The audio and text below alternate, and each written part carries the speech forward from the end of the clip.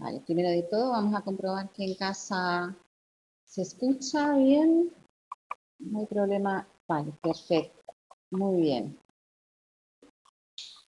Muy bien. Pues hoy vamos a ver el último tema, que ya es el tema 7, en el cual hasta ahora hemos estado viendo todo lo que es la parte del reforzamiento positivo y aquí vamos a ver el control aversivo en el condicionamiento operante. ¿Cuáles van a ser los objetivos? Bueno, pues vamos a distinguir, los objetivos son distinguir la estructura y los efectos sobre la conducta que a través de diferentes procedimientos vamos a ver que tiene la estimulación aversiva. Vamos a ver los tipos de procedimiento y las variables de las que depende el que sea efectiva el entrenamiento, bien sea por reforzamiento negativo, que es el escape o la evitación, o el castigo. Vamos a valorar también los efectos que tiene el castigo y otro tipo de procedimientos o alternativas que podemos utilizar en lugar del castigo. Y igual que vimos vimos la conducta de elección, vamos a ver también aquí cómo con el castigo también podemos ver cómo afecta la estimulación aversiva en las conductas de elección.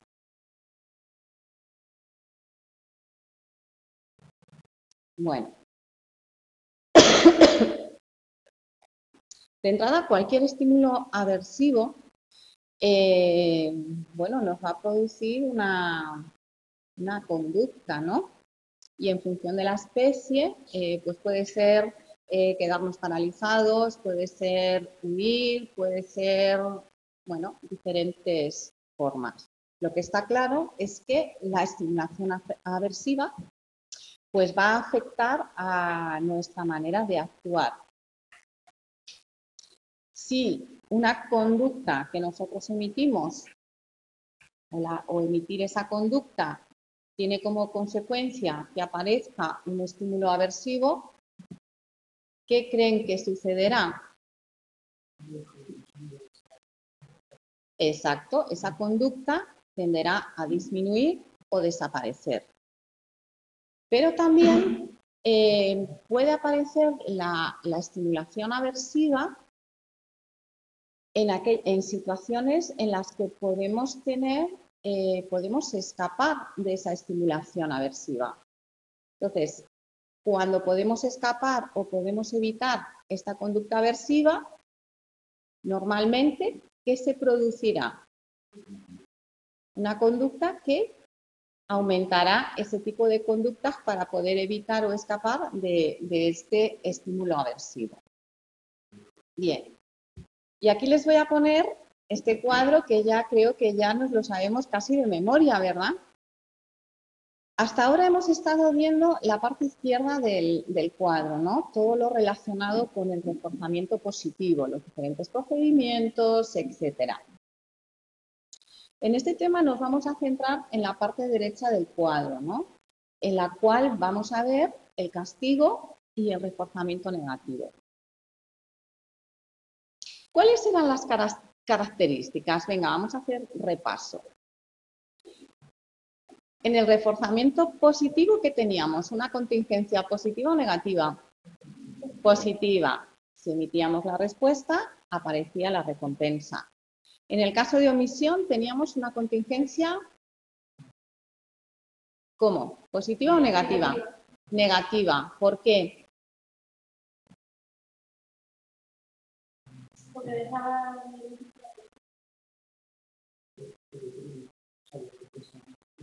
¿Perdón?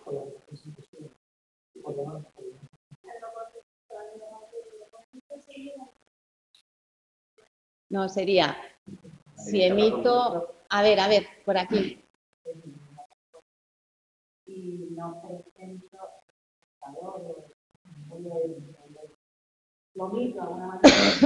Efectivamente, el hecho de emitir la conducta, lo que vamos a tener es que se va a retirar un estímulo apetitivo. Por eso no hay contingencia entre la respuesta y el reforzador. Bien, en el castigo, ¿qué es lo que tenemos? Tenemos una contingencia positiva. Esto es, si emito la conducta, va a aparecer un estímulo aversivo. Y en el caso del reforzamiento negativo, tanto en el escape como en la evitación, vamos a tener una contingencia negativa. Esto es, si emito la conducta, ¿qué va a suceder? Que va a desaparecer o voy a evitar la consecuencia aversiva. Bien, pues teniendo esto claro, vamos a ver las similitudes y las diferencias que hay entre los tres tipos de procedimiento cuando hay presente una estimulación aversiva. Básicamente es lo que hemos dicho. En el escape, la consecuencia aversiva está presente y no desaparece hasta que emitimos la conducta. En el momento de emitir la conducta, desaparece. Por tanto, la respuesta operante, ¿por qué va a quedar reforzada? Va a quedar reforzada porque si la emito, suprimo, escapo de este estímulo aversivo. Y por tanto, ¿qué va a suceder? ¿Va a aumentar o va a disminuir? Va a haber un aumento. En el caso de la evitación, lo que va a haber es, está presente el estímulo aversivo. Y la emisión de la conducta lo que va a hacer es que va a impedir o retrasar o evitar que aparezca esta estimulación aversiva. Por tanto, la respuesta tenemos que emitirla antes para que no aparezca el estímulo aversivo. Y también aquí, lógicamente, la probabilidad de emitir la respuesta, si yo si la emito, desaparece esta estimulación aversiva, lógicamente va a aumentar. Y en el caso del castigo, lo que va a suceder es una contingencia positiva que si yo estoy emitiendo la conducta, va a aparecer. Por tanto, la conducta va a disminuir. En esto se diferencian. En la contingencia y en el escape evitación es que en el caso de la evitación tengo que emitir la respuesta operante antes de que aparezca. Ahora bien, ¿en qué se parecen? En que todos, o sea, los tres procedimientos van a moldear la conducta del sujeto. ¿Para qué? Para evitar este estímulo o esta consecuencia aversiva. Hasta aquí estamos hablando de conducta. Pero, lógicamente, los estímulos que presentamos también van a afectar a los estados emocionales del sujeto. En el caso del reforzamiento positivo,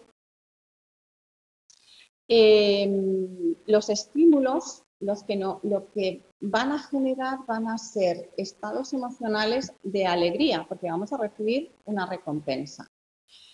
Pero cuando la estimulación aversiva está presente, lo que nos va a generar un estímulo aversivo va a ser un estado emocional de miedo. Así, por tanto, analizando cada uno de los estímulos condicionados, excitatorios, apetitivos, de alguna manera se van a etiquetar como esperanza. ¿Por qué? Porque el estímulo condicionado, ¿qué es lo que nos predice? Que va a aparecer una respuesta apetitiva. Por tanto, el estímulo condicionado va a generar estados emocionales de esperanza. Los estímulos condicionados aversivos, lo que nos va a generar, si van a anticipar un estímulo aversivo, nos van a generar ansiedad. Los inhibitorios apetitivos nos van a generar tristeza. ¿Por qué? Porque, ¿qué nos dice el inhibitorio apetitivo? Que no va a aparecer el estímulo apetitivo, ¿verdad? Por tanto, nos va a generar tristeza. Y el inhibitorio aversivo lo que nos va a generar es alivio, porque nos dice que no va a aparecer el estímulo aversivo. Por tanto, y yéndonos ya a los procedimientos en cuestión. En el reforzamiento negativo, lo que vamos a ver es los estímulos discriminativos positivos, las conductas de escape o evitación nos van a generar alivio. ¿Por qué? Porque si yo voy a escapar o voy a evitar el estímulo aversivo, me va a generar tanto el estímulo como la conducta, nos va a generar alivio. En el caso del procedimiento de castigo, claro, si emito la conducta, va a aparecer un estímulo aversivo. Igual que el estímulo discriminativo nos va a anticipar este estímulo aversivo, esta consecuencia aversiva. Por tanto, nos va a generar miedo. Como ven, no solamente los estímulos y los procedimientos van a modificar la conducta, sino que también nos van a generar unos estados emocionales determinados, que además no solamente van a estar con los estímulos, el estímulo aversivo en concreto, sino que acuérdense cuando hablábamos de la generalización que estos estados emocionales pueden generalizarse a todos aquellos estímulos que estén presentes y que queden asociados con esta situación aversiva. Bien. Con fines didácticos vamos a separar, vamos a ver primero todos los procedimientos relacionados con el procedimiento de evitación, las teorías y las variables que afectan, y luego vamos a hacer lo mismo con el castigo. Los procedimientos que se utilizan en el caso de la evitación vamos a tener tres, que son la evitación discriminada, la evitación no discriminada de operante libre de Sidman y la evitación de descarga aleatoria de Hineline. Bien. ¿En qué consiste cada uno de estos procedimientos? El de evitación discriminada, ya la palabra discriminada ya nos va a decir que va a haber una señal que nos va a anticipar el estímulo aversivo. En el procedimiento de evitación discriminada vamos a usar ensayos discretos. ¿Recuerdan lo que eran ensayos discretos?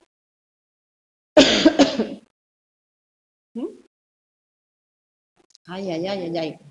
Teníamos ensayos discretos y ensayos de operante libre. Venga, vamos a hacer un poquito de repaso. Muy bien. Los ensayos discretos son aquellos en los que empiezan y acaban. Y en el caso de los operante libre, eran aquellos en los que la conducta podía estar emitiéndose de forma continua sin que el control del experimento. Bien, pues en el caso de evitación discriminada vamos a usar ensayos discretos. Y vamos a tener tres elementos. Por un lado, la señal. Fíjense, les he puesto en rojo señal y ensayo discreto, porque es lo que los va a diferenciar de los otros procedimientos. Vamos a tener una señal, vamos a tener la respuesta operante o lo que es la conducta y la consecuencia aversiva. Bien, inicialmente, ¿cómo va a empezar? Van a empezar con un ensayo de escape. Va a aparecer la señal, que puede ser una luz o un sonido. Posteriormente, si emito la conducta, puedo escapar de la estimulación aversiva.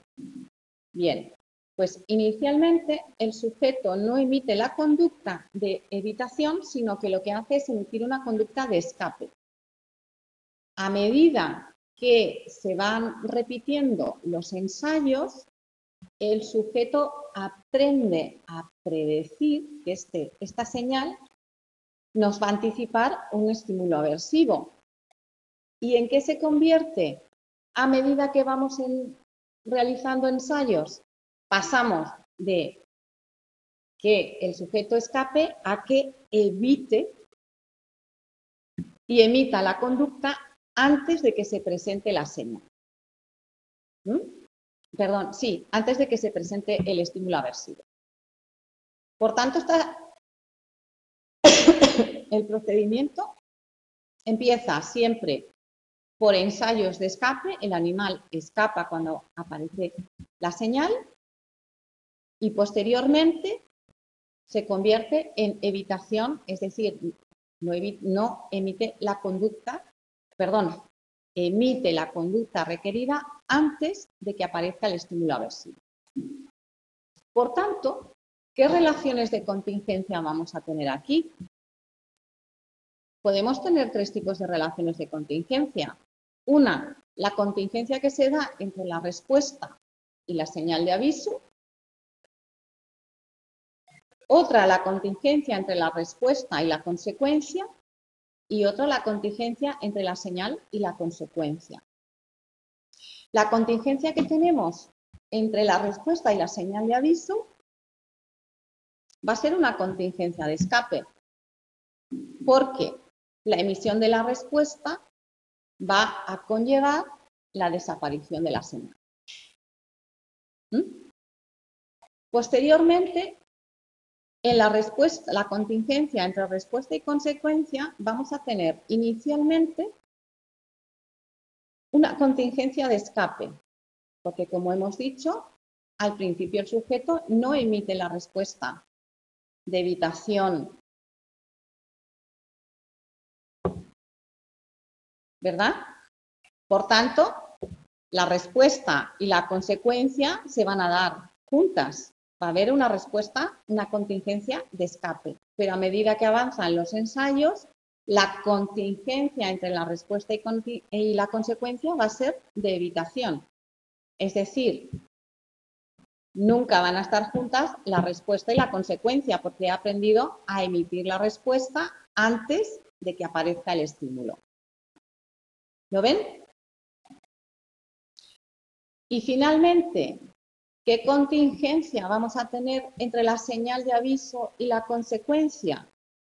Pues la misma. Inicialmente va a ser una contingencia de escape, porque al principio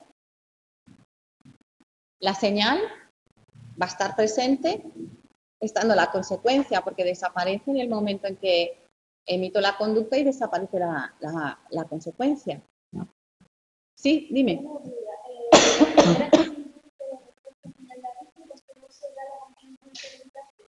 ¿Perdón? La primera contingencia de respuesta y señal de aviso, aparte del lenguaje intencional de aviso. Vale. La señal y la respuesta están conjuntas cuando tú lo emites. O sea, quiero decir, la respuesta, la señal siempre está presente hasta que tú emites la respuesta. Por tanto, la respuesta y la señal siempre va a haber una contingencia de escape, es decir, van a estar juntas.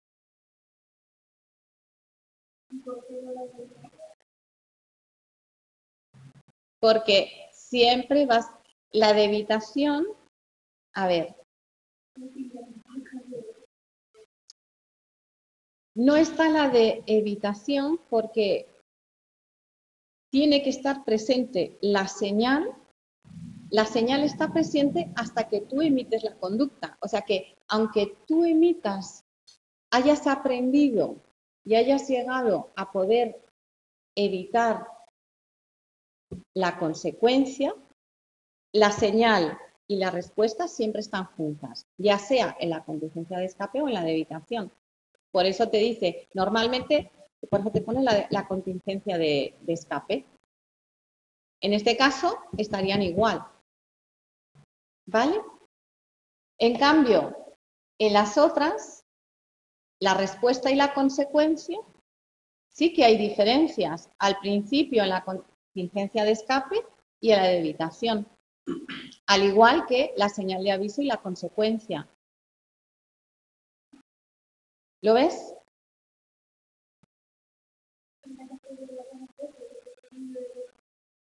Fíjate, ¿cuál es el ensayo de escape? El sujeto no emite la respuesta de evitación en el intervalo entre la señal y el estímulo aversivo. ¿Vale? Pero la señal y la respuesta, o sea, la señal desaparecería en el momento en el que tú emites la respuesta. ¿Ahora lo ves?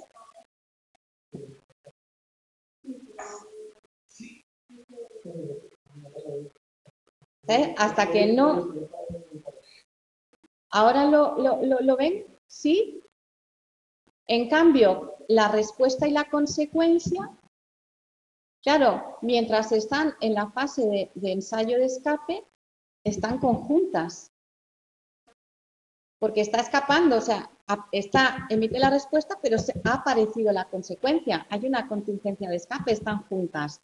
Pero en la de evitación, a medida que vamos avanzando en los ensayos, también puede darse una contingencia de evitación. Es decir, emito la respuesta y no aparece la consecuencia. O sea,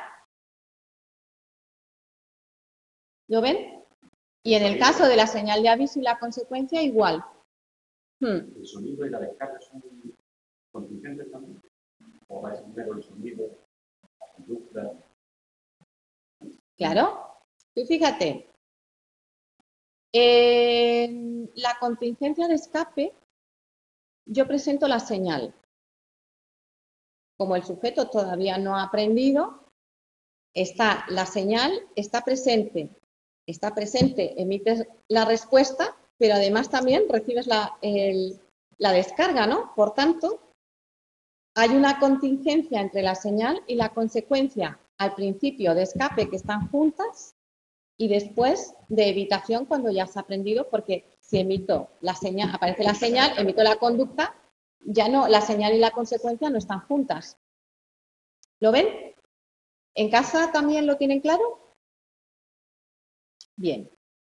¿Cómo se explica esto? La teoría explicativa de la evitación discriminada tenemos, por un lado, la teoría bifactorial de Mower, que lo que nos dice es que hay una interacción entre dos procesos interdependientes. Por un lado, tenemos el condicionamiento clásico del miedo al estímulo y por otro lado, tenemos el reforzamiento operante de la respuesta de evitación. Es decir, por un lado, tenemos el condicionamiento clásico del miedo al estímulo. ¿Bien? Pero luego hay un reforzamiento operante de la respuesta de evitación. Al yo evitarla, al evitarla, evito la consecuencia negativa y obtengo un refuerzo de esta conducta. Por eso se consigue mantener este tipo de procedimiento de conducta. ¿Y por qué se produce? ¿Por qué se refuerza? ¿Por qué se refuerza la respuesta de evitación?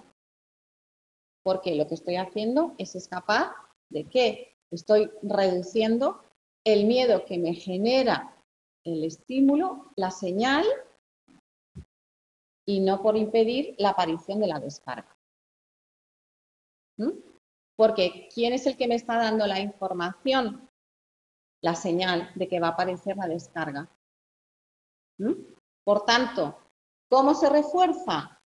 Pues se refuerza por la reducción del miedo generado por este estímulo. La otra hipótesis de Sonfield lo que nos dice es que no utiliza el miedo como una variable intermedia para explicarlo, sino que la señal, o sea, el estímulo discriminativo, por condicionamiento clásico, adquiere funciones de consecuencia aversiva secundaria. ¿Recuerdan lo que era un estímulo condicionado secundario? O sea, por ejemplo, un estímulo aversivo sería primario sería la descarga. Pero si yo he asociado la luz a la descarga, al final la luz se convierte ¿en qué? En un estímulo condicionado secundario que viene. Entonces, los animales lo que van a hacer es que van a emitir la conducta de escape. ¿Por qué? Forzada por la retirada de esta señal. Por tanto, la evitación lo que va a hacer sería un reforzamiento negativo secundario o condicionado. Estamos reforzando el escape de esta señal que se ha convertido en un reforzador secundario, no tanto por la reducción del miedo como lo explicaba Mower. Ahora bien, ambas teorías explican la conducta de evitación. ¿Por qué?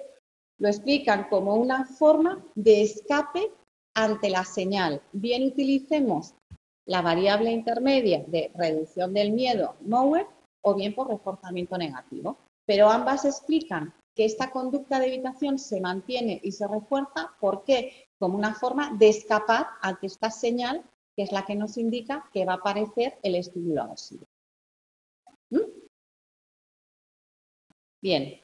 ¿Sí? ¿Una pregunta? ¿Algo?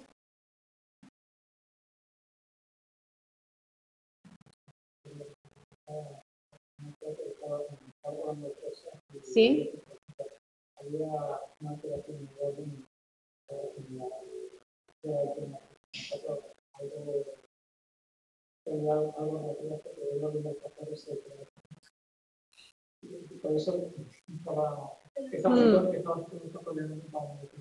Vale. O sea que... Sí.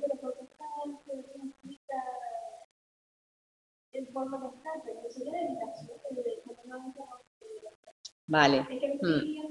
Vale. Sí, es una forma de escapar de la señal. Yo la evito.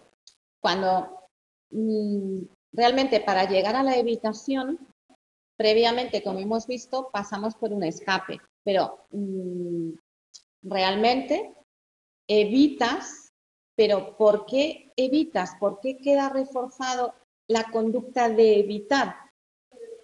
Porque escapo. Si yo evito,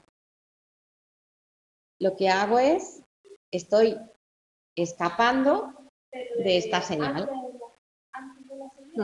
Una cosa es el procedimiento que primero escapo y luego llego al procedimiento de evitación, pero en el fondo tú no llegas a... Una cosa es el procedimiento y otra cosa es la causa o la explicación, ¿vale?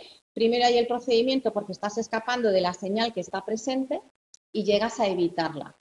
Pero cuando tú evitas algo, realmente estás escapando de algo que puede venir. Y antes de que llegue, escapo, evito. Quizás es un poco el lenguaje, ¿no? Más que otra cosa. Sí, sí, las teorías. Bien. Y otro procedimiento, habíamos visto el de la evitación discriminada, que tiene como característico el procedimiento de ensayo discreto y está señalizado. En el caso de la evitación no discriminada, de operante libre, el propio nombre nos lo dice, no va a aparecer una señal.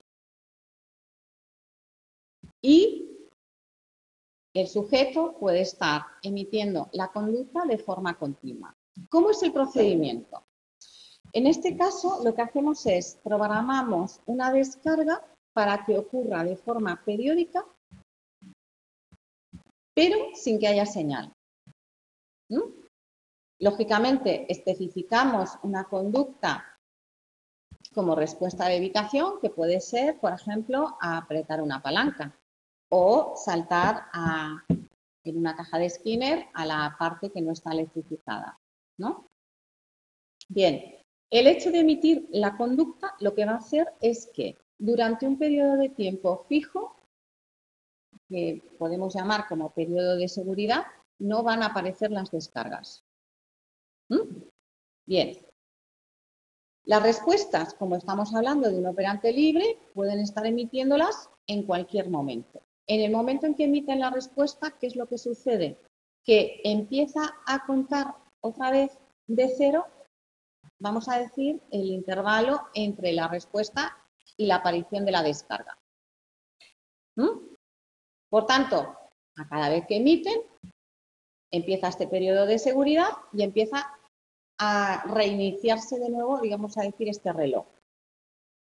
Por tanto, se va a construir en dos intervalos. Por un lado, el intervalo entre descargas, que también se llama RER y reloj choque-choque, y el intervalo de seguridad, que sería entre la respuesta y la siguiente descarga.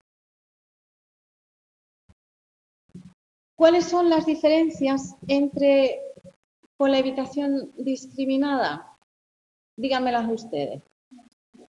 No hay señal.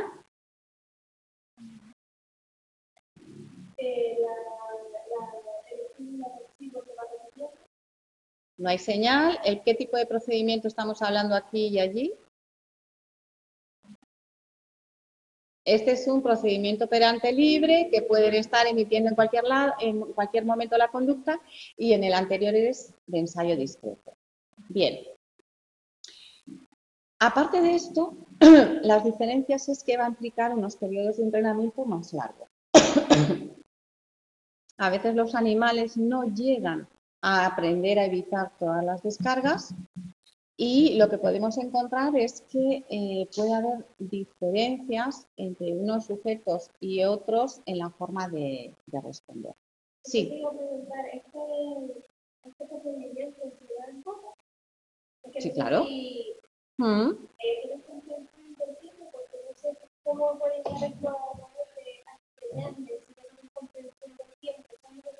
No, pero no tiene la comprensión del tiempo como la tenemos los humanos, pero pueden llegar a aprender. ¿Han visto ustedes los vídeos que se aconsejan en cada uno de los temas? Pues te sugiero que los veas, porque ahí vas a ver cómo de alguna manera es como que aprenden a contar el tiempo. Incluso fíjense cuando utilizábamos los programas de intervalo variable, intervalo fijo. Acuérdense en las gráficas, por ejemplo, el de festoneado, cómo paraban o las palomas dejaban de picotear y empezaban a picotear hacia el final del tiempo. Es como si del intervalo, cuando estaba próximo el reforzador. O sea que de alguna manera es como si aprendieran a contar el tiempo. Bien. ¿Cómo se explica el procedimiento de evitación de operante libre? Pues tenemos, y aquí va un poco en línea la pregunta que tú me has hecho, como no hay señal que nos avise, las conductas que emite el sujeto en la situación experimental van a quedar asociadas a la descarga. Por tanto, estas conductas van a quedar asociadas con la descarga, excepto la conducta operante que te libera de la descarga. Así, la propia conducta del sujeto va a funcionar como señal del estímulo aversivo. Estas conductas van a generar ansiedad, y la única forma de escapar de esta ansiedad es emitiendo la conducta operante.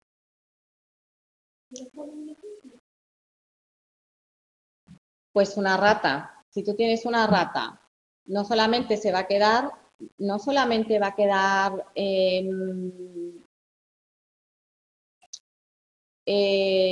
asociado a la descarga, sino que probablemente la caja o el estímulo, la señal, van a quedar asociados con la descarga.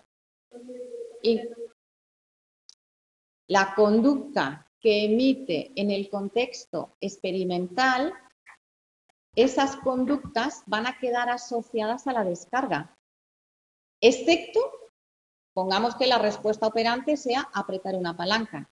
Excepto esa conducta, el resto van a quedar asociadas a ese contexto. Por tanto, van a generar ansiedad. En el momento en que tú metas a la rata en la caja, todos los estímulos esos le van a producir ansiedad. Y la única forma de reducir esa ansiedad, ¿cómo es? Emitiendo la operante. Y si emito la operante, ¿qué estoy haciendo? Pues ya está. Entonces, ¿cómo explica Sidman la conducta de evitación no señalizada? Para poder reducir esta ansiedad que le genera la propia conducta del sujeto, excepto la operante. Por otro lado, esa sería la hipótesis propioceptiva. Tenemos la hipótesis interoceptiva temporal. Esta lo que nos dice es un poco en línea lo que estábamos hablando antes. No hay señal. ¿Cuál es lo que nos indica? En este caso, lo que produce la ansiedad es el propio paso del tiempo. De alguna manera, los sujetos interiorizan estos relojes que habíamos dicho, entre los intervalos entre descarga y los intervalos de seguridad. ¿Y cuál es la forma de escapar o de evitar? Emitir la conducta. Por tanto, ambas teorías tratan de explicar la conducta de evitación como una forma de escape ante este estímulo aversivo o los estímulos condicionados aversivos. Uno, por los propios estímulos, la propia conducta del sujeto, y otro, por el paso del tiempo. O sea, vuelta a lo mismo, como una forma, se emite la conducta como una forma de escapar de estos estímulos. En el caso de la discriminada, de escapar ante el estímulo que nos señala que va a aparecer la consecuencia. Aquí, como no hay estímulo, ¿quién nos lo va a señalar? Un poco el tiempo, el propio contaje del tiempo de los sujetos y la propia conducta del sujeto. Aparte de estas dos teorías explicativas, tenemos la hipótesis de la señal de seguridad. Aquí lo que nos dice es que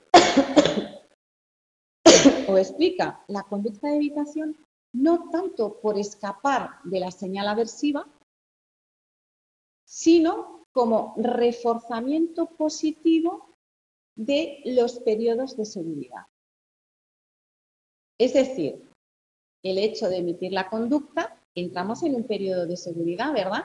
Por tanto, si yo emito la conducta de evitar, o sea, la conducta que hace que evite la descarga, esa conducta de apretar la palanca queda reforzada positivamente. ¿Por qué? Porque no aparece la señal. No se refiere de cuando se produce el comportamiento delante de sí, de la palanca. No hay un pensamiento de señales o algo. No. ¿Te parece poco que no aparece la señal? ¿No aparece el estímulo aversivo? ¿Te parece poco recompensa? No, pero como pone señal de seguridad, como la señal, ¿sabes? Algo que me diga que A ver, los señores pueden poner los nombres a las teorías que quieran. Y otra cosa es que tú expliques la teoría por el título, ¿vale? Entonces, ¿por qué te dice hipótesis de la señal de seguridad? Te lo dice porque una vez que tú emites, acuérdate que teníamos dos relojes. Uno era los intervalos entre descargas y luego el intervalo de seguridad. Por eso se denomina hipótesis de señal de seguridad. No es que aparezca una señal, una luz, sino que en el momento en el que tú emites la presión de la palanca, o sea, es decir, la conducta de evitar, el estímulo aversivo, entras en un periodo de seguridad que ellos denominan señal de seguridad, ¿vale? ¿Y qué es lo que hace este periodo de seguridad? Refuerza positivamente apretar la palanca. Por tanto, las dos primeras teorías tratan de explicar la conducta de evitación por evitar, por escapar de la señal aversiva. Pero la hipótesis de la señal de seguridad trata de explicar la misma conducta, pero no por escape del estímulo aversivo, sino por refuerzo positivo de la conducta de apretar porque aparece una señal de seguridad. ¿Lo ven? O sea, realmente la conducta es lo mismo, solo que uno lo explican por unas cosas y otro lo explican por la otra. Es verdad que la hipótesis de las tres, la que más valor empírico tiene es esta última. Es decir, que los sujetos emiten la conducta de evitar, o sea, que sería la respuesta operante, vamos a poner el ejemplo de apretar una palanca, es porque reciben, vamos a decir, la recompensa de ese periodo de seguridad. Y el último procedimiento es el de evitación de descarga aleatoria. Aquí lo que hacemos es, tenemos la caja de Skinner y en la caja de Skinner vamos a disponer dos palancas. O mejor dicho, una palanca con dos máquinas, que estas máquinas lo que van a hacer, van a dispensar descargas eléctricas.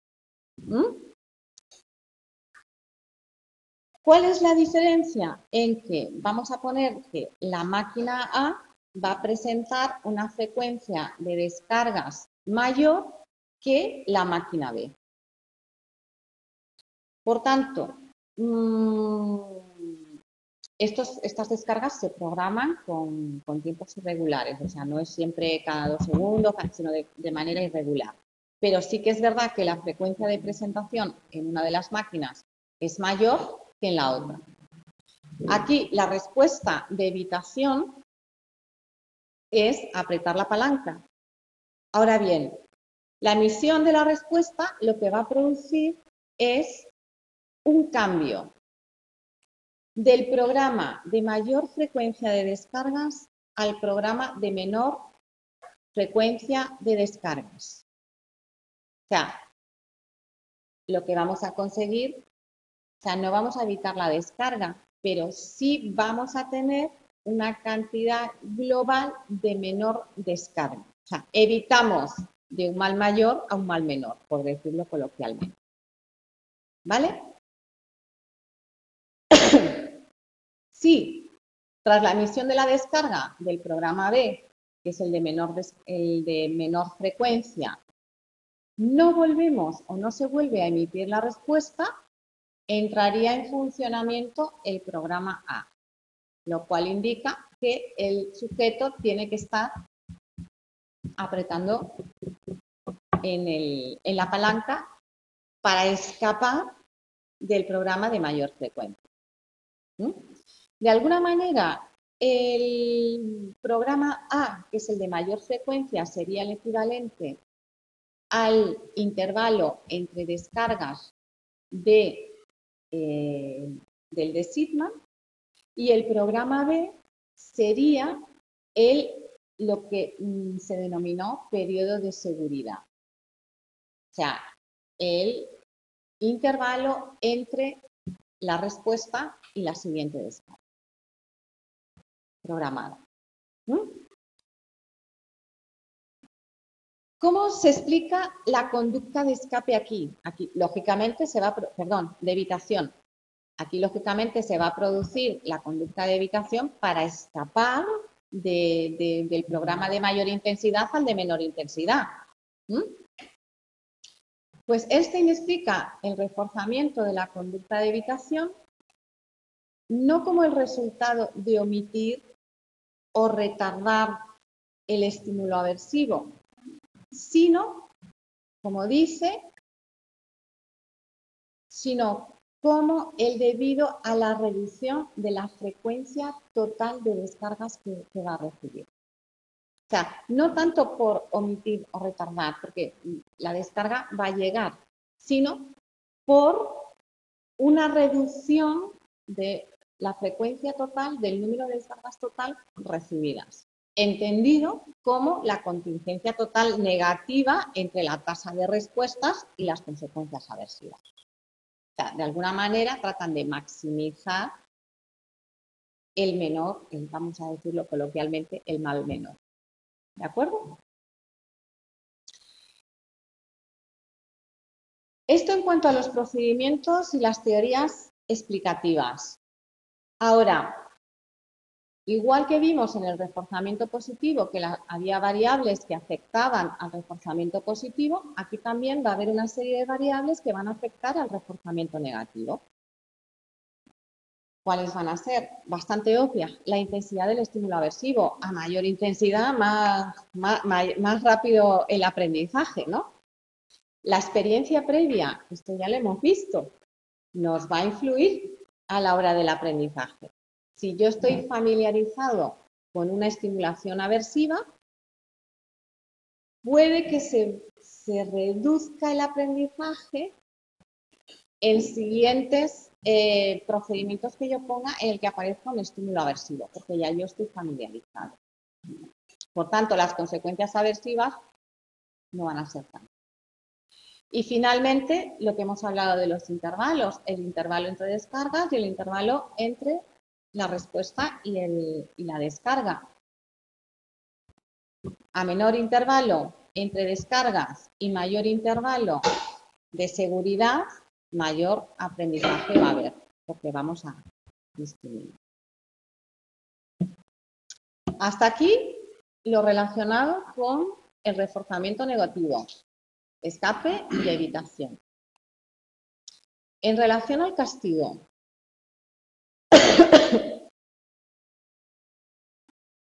inicialmente Thorndike definió el castigo como el proceso opuesto al reforzamiento positivo. Para Thorndike, el reforzamiento positivo fortalecía la conducta y las consecuencias negativas o el castigo la debilitaban. Según si la teoría de respuesta emocional condicionada, los diversos estímulos que el sujeto experimenta antes de dar la respuesta, como hemos dicho, provocan respuestas emocionales condicionadas por el hecho de haber estado emparejadas con la estimulación aversiva. Bien, estas respuestas condicionadas son incompatibles con la respuesta castigada. Una rata. Yo le pongo una descarga eléctrica como estímulo aversivo, como castigo a una conducta aprendida. Bien, ¿qué pasa cuando ante una estimulación aversiva, la rata, qué le sucede? Miedo, ¿y qué pasaba? Se queda paralizada, ¿verdad? Hayamos quedado que, bueno, pues normalmente, a ver, si tiene posibilidad de escape, puede escapar, pero si no hay vía de escape y presento la estimulación aversiva, las ratas se quedan paralizadas. Acuérdense de cuando hablábamos del condicionamiento del miedo, ¿qué pasaba? ¿Que cómo lo medíamos? Por la razón de supresión. ¿Por qué? Porque si se queda paralizado, ¿cómo yo sé que la rata no emite la conducta porque no le apetece o porque se ha condicionado el miedo? Claro, recuerden que entonces al presentar el castigo tenemos esta respuesta emocional de miedo y esta respuesta emocional presenta una conducta que es quedarse paralizado, que es totalmente incompatible con la respuesta de emitir la conducta. ¿Vale? Por otro, así lo explicaba Estes.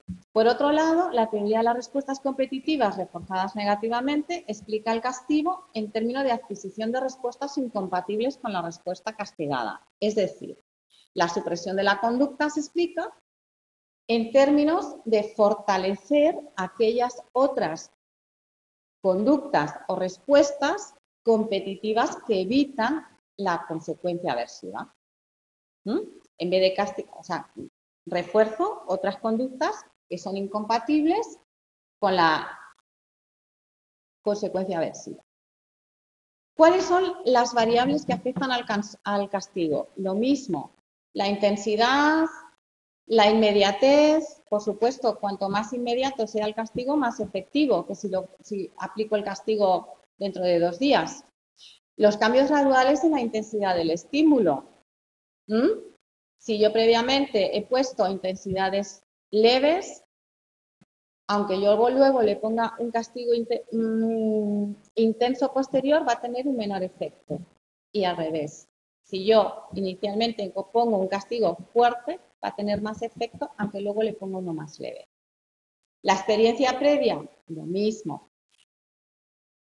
Los efectos discriminativos del estímulo. Lógicamente, el castigo se va a presentar solamente, los efectos se van a ver ante el estímulo que yo presento. Se van a limitar a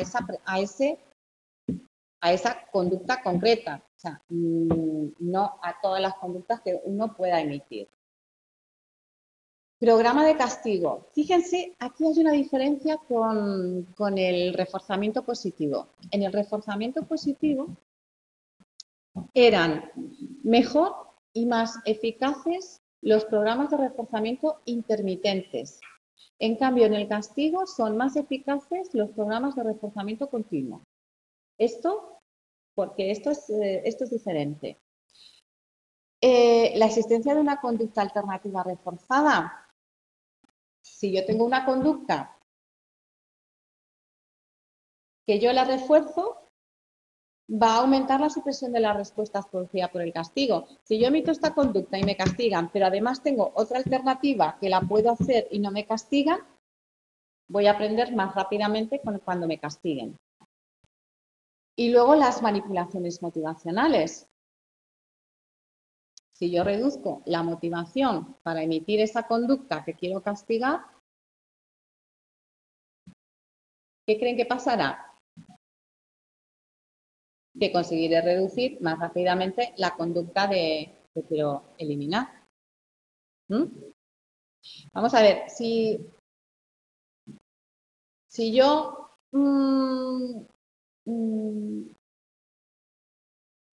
reduzco la motivación reduciendo el valor, por ejemplo, cuando alguien emite una conducta es porque recibe algún refuerzo de alguna manera. Si no, no la emitiría. Entonces, si yo quiero cambiar esta conducta, tengo que identificar, sería bueno identificar qué estímulo, qué consecuencia está reforzando esta conducta para que se continúe emitiendo.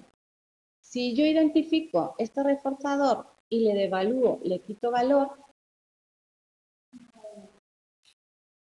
la supresión de la conducta será mayor, porque ya no hay tanta motivación para realizar esa conducta. Por tanto, si yo manipulo motivacionalmente estas variables, se va a reducir la conducta. Bien, ahora, eficacia del castigo. Bueno, tenemos ventajas, pero tenemos inconvenientes. Por un lado, nos va a provocar una reducción de conducta a corto y largo plazo. Es inmediato y hay una alta resistencia posterior a volver a recondicionar esa conducta. Ahora bien, claro, tenemos también un coste y hay unas desventajas, y esto es que utilizar el castigo nos va a generar ansiedad, nos puede generar agresión y además nos puede producir una restitución no prevista de las conductas del sujeto. Es decir, puede producirnos, hablando ya a nivel de terapia, trastornos de conducta. Y además nos puede dar unos fenómenos paradójicos como es la conducta masoquista. Es decir, que puede aparecer cuando el reforzamiento positivo solo está disponible cuando se castiga la respuesta. Esto es, aquel niño que lo castigan, pero resulta que los padres, el único momento en el cual le están mostrando atención, ¿cuándo es? Cuando lo castigan. Por tanto, el castigo se va a convertir como una señal o estímulo discriminativo para obtener este refuerzo positivo. ¿Qué es lo que va a pasar? Lo que se llama conducta masoquista, que se va a seguir emitiendo la conducta. Eso también, bueno, lo vemos en los comportamientos sexuales, la conducta masoquista, bien. El círculo vicioso, es decir, esto es lo que les pone el ejemplo en el libro, que está muy bien, lo de no corras que es peor. O sea, yo puedo hacer que esta conducta, el niño se porta mal en el aula, el niño sale fuera, echa a correr, la profesora le dice, no corras que es peor, y el propio estímulo aversivo está funcionando, reforzando la conducta de... 2 minutos. Y hay otras estrategias para suprimir, como puede ser entrenamiento de omisión, es decir, que lo que hablábamos al principio del cuadro, no te castigo, pero te retiro algo positivo. Podemos modificar la fuerza de las conductas alternativas. Si yo presento otras alternativas a la conducta que estoy castigando y que además las hago más apetecibles, se reducirá la conducta sin necesidad de utilizar el castigo. También puedo extinguirlo, lo que decíamos antes, presentando la conducta. Si no aparece el reforzador que está reforzando esta conducta que quiero cambiar, paso a extinción. O lo que hablábamos también de modificando la motivación del sujeto para emitirla. ¿Perdón?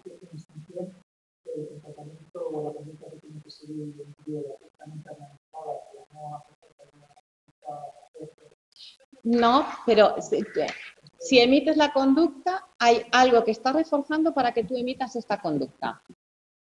Toda conducta uno la emite porque está recibiendo un refuerzo, sea a nivel emocional, sea a nivel motivacional, sea algo tangible, sea algo, un refuerzo primario como puede ser comida, como puede ser sexo, como puede ser... Siempre estás obteniendo una ventaja por emitir esa conducta. Si yo lo llevo a extinción, llegará al final, si no lo estás obteniendo, dejas de emitir esa conducta porque no estás obteniendo la consecuencia que la refuerza. ¿Vale? Básicamente está explicado, se lo he explicado así. Esto es la modificación, hacerlas las otras alternativas más atractivas, la extinción, romper la contingencia. Y esto es modificando las variables motivacionales que lo hemos comentado también. Con respecto a la conducta de elección, ¿se acuerdan de los programas concurrentes y de la conducta autocontrolada y de la conducta impulsiva? Pues en el caso del castigo también se da. La única diferencia en el caso del castigo es que en el caso del reforzamiento positivo, la conducta autocontrolada era elegir la recompensa más grande y demorada, y la conducta impulsiva la recompensa más pequeña y corta. En el caso del castigo es al revés. ¿Cuál sería la conducta impulsiva? Coger el castigo más grande y más lejos en el tiempo, ¿no? Más demorado. Y la conducta autocontrolada, coger el castigo pequeño pero más cercano. A esto se reduce toda la parte de lo que hablan del autocontrol y tanto en el reforzamiento negativo como en el castigo. En este caso, es al revés. Y sí que la conducta impulsiva se da más en estos procedimientos con estimulación aversiva que con el reforzamiento positivo. ¿De acuerdo? Pues hasta aquí ya hemos finalizado y la próxima semana ya vemos lo que es la parte de los artículos. Si alguno no puede acudir a clase, como quedará grabado, lo podrán ver a través de la web. ¿De acuerdo?